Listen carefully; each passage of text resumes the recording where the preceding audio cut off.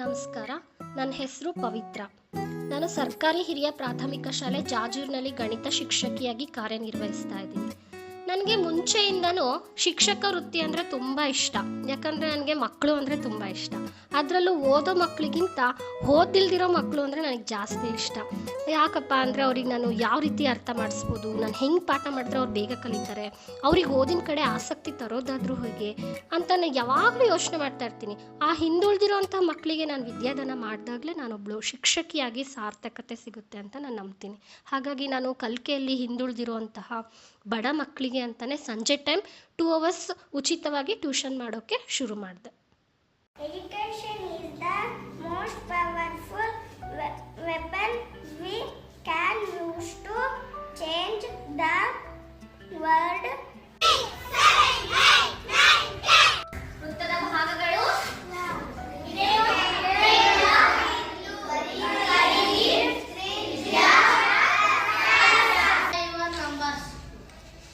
ಅಮೃತ ಬೆಸ ಸಂಖ್ಯೆಗಳು add numbers ಬೆಸ ಸಂಖ್ಯೆಗಳು 1 3 5 7 are the odd numbers. ಲಘು ಕೋನ, ಲಂಬ ಕೋನ, ವಿಶಾಲ ಕೋನ, ಸರಳ ಕೋನ. X of triangle, acute angle, right angle, obtuse angle, right angle. ಲಘು ಕೋನ 90 ಕ್ಕಿಂತ ಕಡಿಮೆ ಇರುವ ಕೋನ, ಲಂಬ ಕೋನ 90 ಡಿಗ್ರಿ ಇರುವ ಕೋನ, ವಿಶಾಲ ಕೋನ 90 ಕ್ಕಿಂತ ಹೆಚ್ಚು ಇರುವ ಕೋನ, ಸರಳ ಕೋನ 180 ಡಿಗ್ರಿ ಇರುವ ಕೋನ.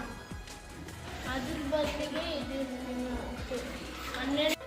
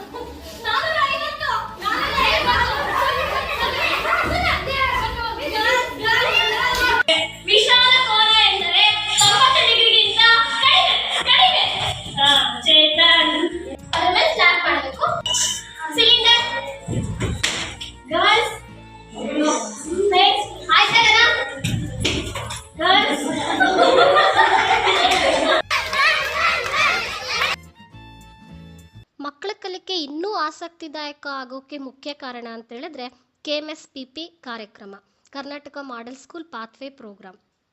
ಇದರಿಂದ ನಮ್ಮ ಶಾಲೆಗೆ ತುಂಬ ಸೌಕರ್ಯಗಳು ಕೂಡ ಸಿಕ್ಕವು. ಅದರಲ್ಲಿ ಶಿಕ್ಷಣ ಫೌಂಡೇಶನ್ ರವರ FLN ಪುಸ್ತಕಗಳು ನನ್ನ ಕನಸಿಗೆ ಕನ್ನಡಿ ಆಯಿತು.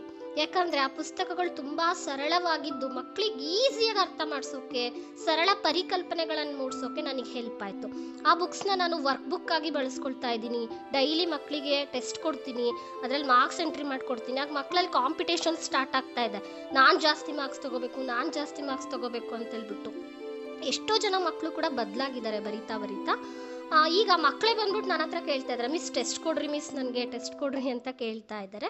ನನಗೆ ಗಣಿತ ಸಬ್ಜೆಕ್ಟ್ ಅಂದರೆ ಭಾಳ ಇಷ್ಟ. ಗಣಿತದಲ್ಲಿ ಲೆಕ್ಕ ಮಾಡೋದು ಭಾಳ ಇಷ್ಟ. ಅದರಲ್ಲಿ FLN ಬುಕ್ಕಲ್ಲಿ ಪೈತ್ರ ಮಿಸ್ ನಮ್ಗೆ ಡೈಲಿ ಟೆಸ್ಟ್ ಕೊಡ್ತಾರೆ. ಅದರಲ್ಲಿ ಔಟ್ ಆಫ್ ಔಟ್ ತಗೋಬೇಕಂದ್ರೆ ಭಾಳ ಇಷ್ಟ. ನಮ್ಮ ಶಾಲೆಯಲ್ಲಿ 15 ಕಂಪ್ಯೂಟರ್ಸ್ ಇದ್ದಾವೆ. ಅದರಲ್ಲೂ ಕೂಡ ನಾವು ಟಕ್ಸ್ ಮ್ಯಾಥ್ಸ್ ಅಂತ ಹೇಳ್ಬಿಟ್ಟು ಯೂಸ್ ಮಾಡಿಕೊಂಡು ಮ್ಯಾಥ್ಸ್ ಪ್ರಾಬ್ಲಮ್ ಸಾಲ್ವ್ ಮಾಡಿಸ್ತಾ ಇರ್ತೀವಿ. ಮಕ್ಕಳು ತುಂಬ ಖುಷಿಯಿಂದ ಕಲಿಯೋಕ್ಕೆ ಸ್ಟಾರ್ಟ್ ಮಾಡಿದ್ರು. ಆಗ ನಾನು ಮಕ್ಕಳಿಗೋಸ್ಕರ TLM ಬಳಕೆ ಮಾಡಿಬಿಟ್ಟು ಕ್ಲಾಸ್ ಮಾಡೋಕ್ಕೆ ಸ್ಟಾರ್ಟ್ ಮಾಡಿದೆ. ಅವ್ರ ಇಂಟ್ರೆಸ್ಟ್ ಡಬಲ್ ಆಗೋದನ್ನು ನಾನು ಅಬ್ಸರ್ವ್ ಮಾಡಿದೆ.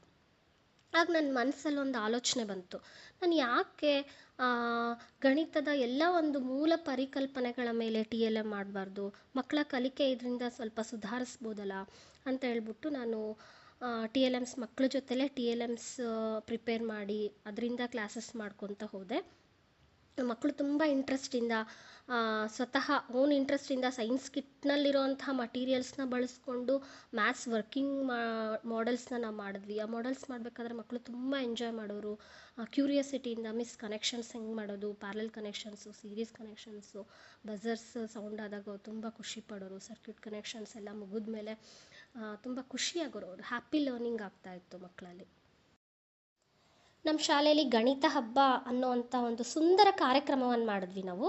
ಮಕ್ಕಳೇ ಪ್ರಿಪೇರ್ ಮಾಡಿರೋಂತಹ TLMs ವರ್ಕಿಂಗ್ ಮಾಡೆಲ್ಸ್ನ ಯೂಸ್ ಮಾಡಿಕೊಂಡವರು ಎಕ್ಸ್ಪ್ಲೈನ್ ಮಾಡಿದ್ರು. ಯಾವ ಪ್ರೈವೇಟ್ ಸ್ಕೂಲ್ ಮಕ್ಕಳಿಗೂ ಕಡಿಮೆ ಇಲ್ಲ ಅನ್ನೋ ಥರ ನಮ್ಮ ಸರ್ಕಾರಿ ಶಾಲಾ ಮಕ್ಕಳು ಅವತ್ತು ಮ್ಯಾಥ್ಸ್ ಎಕ್ಸಿಬಿಷನ್ ನಡೆಸ್ಕೊಟ್ರು. ಎಲ್ಲ ಪೋಷಕರು, SDMC ಅವರು ಎಲ್ಲ ಬಂದಿದ್ದರು. ಮಕ್ಕಳ ಎಕ್ಸ್ಪ್ಲನೇಷನ್ ನೋಡಿ ತುಂಬ ಖುಷಿಪಟ್ಟರು. 1ರಿಂದ ಹಿಡಿದು 7ನೇ ತರಗತಿವರೆಗೂ ಸಹ ಮಕ್ಕಳನ್ನು ಸೇರಿಸಿಕೊಂಡು ಈ ಗಣಿತದ ಹಬ್ಬ ಕಾರ್ಯಕ್ರಮವನ್ನು ಬಹಳ ವಿಶೇಷವಾಗಿ ಮಾಡಿದ್ದಾರೆ. ಮತ್ತು ಅದೇ ರೀತಿಯಾಗಿ ಈ ಮಕ್ಕಳ ಒಂದು ಕುಶಲತೆಗಳನ್ನು ಯಾವ ರೀತಿ ಇದೆ ಅಂತ ಇಂಡಿವಿಜುವಲ್ ಆಗಿ ಅವರವರಿಗೆ ಭಾಗವಹಿಸಿದಂಥ ಅವರ ಚಟುವಟಿಕೆ ಬಂದಂಥ ಮಕ್ಕಳು ಸಹ ಇದರಲ್ಲಿ ಭಾಗವಹಿಸಿ ಇನ್ವಾಲ್ವ್ ಆಗಿ ಬಹಳ ಹೆಚ್ಚಿನದಾಗಿ ವಿವರಣೆಯನ್ನು ವಿಸ್ತಾರವಾಗಿ ಚೆನ್ನಾಗಿ ಹೇಳಿದ್ದಾರೆ. ಶಾಲೆಯ ಸಹ ಶಿಕ್ಷಕಿ, ಗಣಿತ ಶಿಕ್ಷಕಿ ಆಗಿರ್ತಕ್ಕಂಥ ಪವಿತ್ರ ಮೇಡಮ್ ಅವರು ಎಲ್ಲ ಮಕ್ಕಳ ಒಂದು ಸಹಕಾರದೊಂದಿಗೆ